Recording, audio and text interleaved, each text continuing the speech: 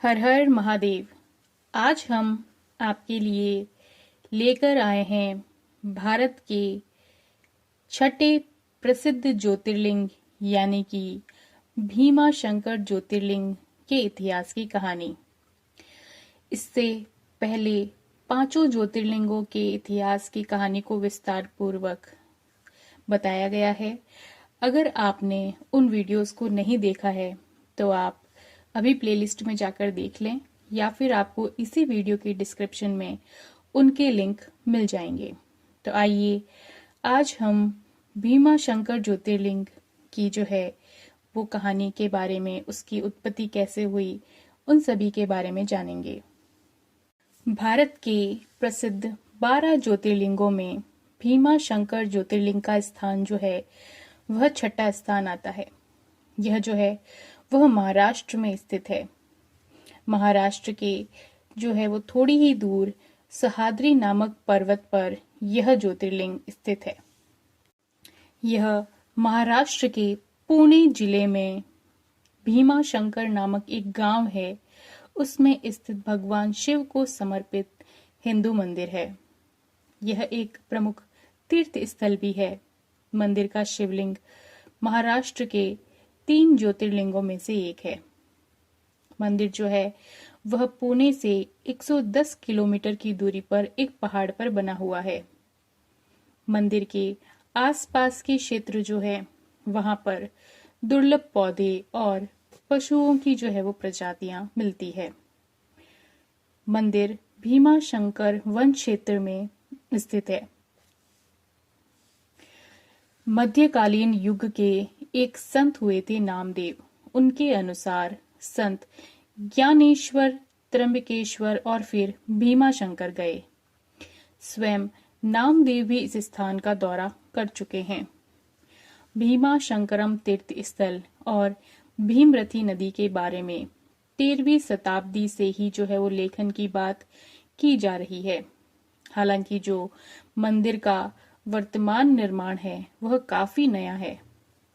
मंदिर जो है वह नागर शैली के अंदर बनाया गया है, जिसमें पारंपरिक और आधुनिक डिजाइन का यह जो है एक सम्मिश्रण है। मंदिर हॉल का निर्माण जो है वह 18वीं शताब्दी के दौरान पेशवा के नाना फडणवीस द्वारा किया गया था। राजा शिवाजी ने मंदिर को खरोसी गांव का नाम दिया था। दैनिक धार्मिक अनुष्ठान को क्षेत्र के लोगों से प्राप्त वित्तीय संसाधनों के माध्यम से इसे वित्त पोषित किया गया था।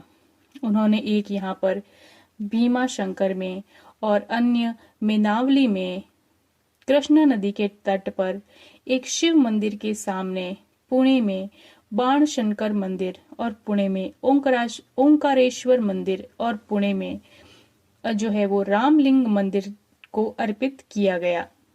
शिव पुराण में यह उल्लेख मिलता है कि भीमा शंकर ज्योतिर्लिंग में सूर्योदय के बाद जो भी सच्चे मन से भगवान शिव की पूजा अर्चना करता है उसे उसके सभी पापों से मुक्ति मिलती है। भीमा शंकर ज्योतिर्लिंग को जो है वह मोटेश्वर महादेव के नाम से भी जाना जाता है। यहाँ जो है वह शिवलिंग का आकार काफी मोटा है, इसीलिए जो है इसका नाम मोटेश्वर महादेव के नाम पे पड़ गया। इस मंदिर के जो समीप है एक नदी बहती है, उसका नाम है भीमा नदी। यह नदी जो है वो आगे जाकर कृष्णा नदी के अंदर मिल जाती है। शिव पुराण के अनुसार यहाँ पर राक्षस भीमा और भगवान शंकर के बीच में बहुत ही भयंकर युद्ध हुआ था। इसमें भगवान शिव के शरीर से निकले पसीने की बूंद से ही भीमारथी नदी का निर्माण हुआ। आइए अब जानते हैं कि भीमा शंकर और कुंभकर्ण के बेटे का क्या संबंध है। त्रेता युग में रावण के भाई कुंभकर्ण का एक पुत्र हुआ था भीमा। भीमा का जन्म जो है वह कुंभकर्ण की मृत्यु के बाद में हुआ था। जब उसे यह पता चला कि उसके पिता का वध भगवान विष्णु के अवतार भगवान श्री राम ने किया है, तो वह बहुत ही क्रोधित हुआ। भगवान विष्णु से बदला लेने के लिए ब्रह्मा को तप कर उसने प्रसन्न कर लिया। ब्रह्मा जी ने जो है उसे वरदान मांगने के लिए कहा और वरदान से भीमा बहुत ही शक्तिशाली हो गया और देवलोक पर अपना राज्य स्थापित उसने कर लिया था। अब संसार को इस राक्षस से बचाने के लिए राजा कामरूप जो है वो शिवजी की भक्ति करने लगे। भीमा को जब यह पता चला तो उसने राजा को जो है वो कारागार में डलवा दिया।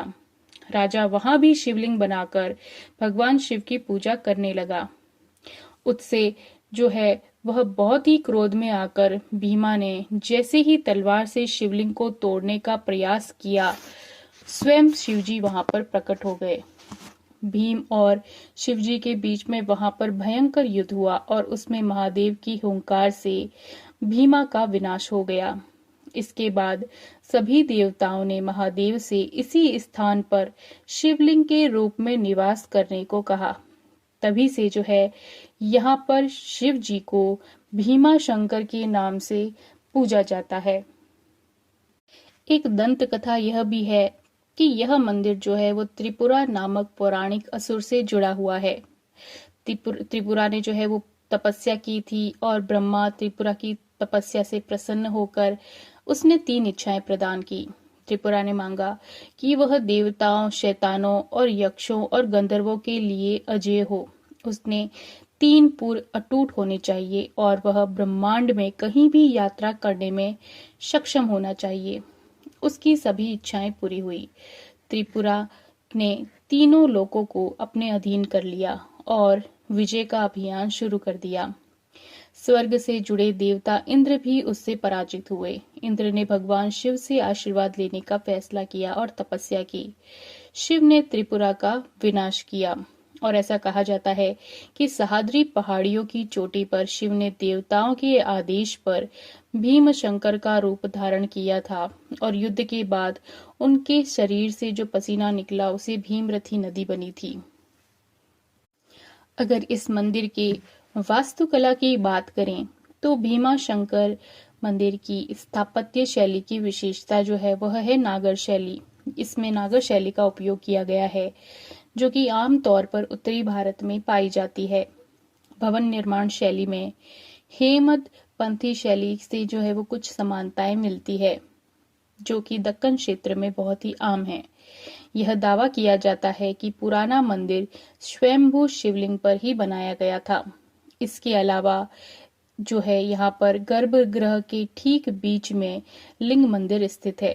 गर्भगृह और अंतराल का निर्माण इंडो आर्यन स्थापत्य शैली में स्वदेश पत्थरों का उपयोग करके बनाया गया है जो कि आमतौर पर जैन मंदिरों में पाया जाता है। मंदिर के खंभे और चौखट देवताओं और मानव आकृतियों की जटिल नक्काशी से जो है वो ढके हुए हैं। और इसी के साथ में 18वीं शताब्दी में नाना फडणवीस ने संपा मंडप का जो है वो निर्माण करवाया था। उन्होंने शिखर की डिजाइन का निर्माण भी करवाया था।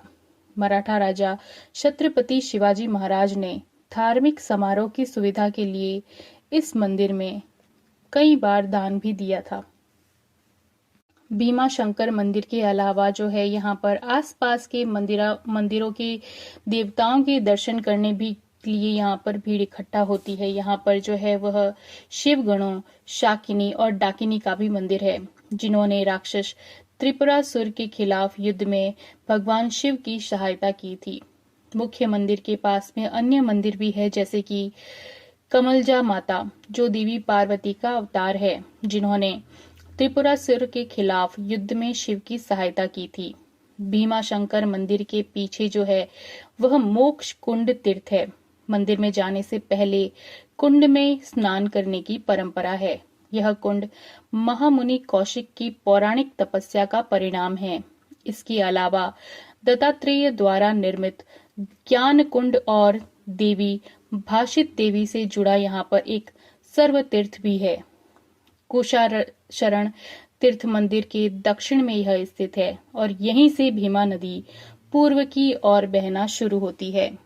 मंदिर के परिसर में भगवान शनि को समर्पित एक छोटा मंदिर भी स्थित है। भीमा शंकर शिवलिंग के सामने नंदी की एक मूर्ति भी है। शनि मंदिर जो है वह भीमा शंकर मंदिर के मुख्य परिसर के अंदर स्थित है। शनि मंदिर के सामने दो खंभों के बीच में एक बहुत बड़ी प्राचीन पुर्तगाली चर्च की घंटी है। मंदिर के पीछे जो है वह एक सकरी पगडंडी है जो कि नदी के किनारे तक जाती है। मंदिर के बाहर जंगल का एक बड़ा क्षेत्र है जिसे कभी कभी पास के पहाड़ों पर कीलों द्वारा तोड़ा जाता है। अगर आप भीमा शंकर ज्योतिर्लिंग जाने की योजना बना रहे हैं तो आपके लिए एक महत्वपूर्ण जानकारी है कि भीमा शंकर ज्योतिर्लिंग पर अधिकतर समय चांदी का श्रृंगार रूपी एक कवच चढ़ा हुआ होता है, जिससे आपको उस समय ज्योतिर्लिंग के मूल स्वरूप के दर्शन नहीं हो पाते हैं। दिन में सिर्फ कुछ ही समय के लिए ही इस चांदी के कवच को हटाया जाता है और तभी आप ज्योतिर्लिंग के मूल स्वरूप के दर्शन कर सकते हैं। इसी के साथ में यहाँ पर रोज सुबह 4:30 बजे आरती के बाद में करीब 5 बजे से 6 बजे तक आप जो है वह मूल स्वरूप के दर्शन कर सकते हैं। साथ ही में ज्योतिर्लिंग पर जल अभिषेक और फूल वगैरह भी अर्पित कर सकते हैं और फिर उसके बाद में चांदी का कवच फिर से लगा दिया जाता है। उसके बाद में दोपहर 12 बजे भी करीब 20-30 मिनट के लिए जो है वो मूल स्वरूप के दर्शन कर सकते हैं। लेकिन इतने कम समय में इतनी भीड़ होती है, वहां पर दर्शन करना जो है वो बहुत ही मुश्किल रहता है। इसके अलावा मंदिर सुबह 4:30 बजे खुलता है और रात्रि 9 बजे जो है वो भक्तों के लिए खुला रहता है, जिसमें दोपहर 3 बजे करीब 45 मिनट के लिए दर्शन बंद कर दिए जाते हैं। इसीलिए अगर आप भीमा शंकर ज्योतिर्लिंग के मूल स्वरूप के दर्शन करना चाहते हैं तो आप सुबह 5 बजे से पहले ही वहां पहुंचने की कोशिश करें। इस समय आपको भीड़ भी कम मिलेगी और आपको मूल स्वरूप के दर्शन भी जरूर हो पाएंगे। भीमा शंकर मंदिर तक पहुंचने के लिए आपको लगभग जो है वो 230 सीढ़ियां चढ़नी पड़ती है। भीमा शंकर मंदिर महाराष्ट्र के 5 ज्योतिर्लिंगों में से एक है। भीमा शंकर मंदिर जो है वह अहंकार पर अटूट आस्था की जीत का एक प्रतीक है और इसीलिए जो भी सच्चे मन से मंदिर में दर्शन करने के लिए आता है उसे सभी मानसिक अशुद्धियों से छुटकारा मिल जाता है। भीमा शंकर ज्योतिर्लिंग जो है वह जाने का सबसे अच्छा समय जो है वह सितंबर से फरवरी के बीच होता है। इस दौरान जो है वो मौसम बहुत अच्छा रहता है और हालांकि बारिश के मौसम में भी यहाँ पर जाया जा सकता है क्योंकि इस दौरान जो है वो भीड़ कम रहती है वहां पर। लेकिन फिर भी जो है वो सितंबर से फरवरी के बीच का समय जो है वो सबसे अच्छा समय माना जाता है। हमारे देश में जो है वो लोगों की भगवान के प्रति आस्था को इसी बात से समझा जा सकता है कि यहाँ पर लगभग हर गली में आपको ईश्वर के करीब ले जाने के लिए मंदिर मिल जाएंगे। इसी तरह इन मंदिरों में से भगवान शिव को समर्पित मंदिर भी आपको देश के कोने कोने में देखने मिलेंगे, जो कि भगवान शिव के प्रतीक के रूप में शिवलिंग की जहां पर पूजा की जाती है। इनमें जो है वो शिवलिंग मानव निर्मित हैं और कुछ जो है वह खास स्वयंभू है और जो स्वयंभू शिवलिंग है वही जो है वो ज्योतिर्लिंग है। 12 ज्योतिर्लिंगों में हमारे देश में इन सभी के लिए कहा जाता है कि ये सभी स्वयंभू शिवलिंग है। जहां जहां भी ये 12 ज्योतिर्लिंग स्थित है वहां महादेव ज्योति के रूप में उत्पन्न हुए थे और इसी तरह से ये सभी स्वयंभू शिवलिंग उत्पन्न हुए और इन सभी ज्योतिर्लिंगों के दर्शन से मनुष्य के सभी कष्ट और पाप दूर हो जाते हैं और उन्हें मोक्ष की प्राप्ति होती है। हर हर महादेव।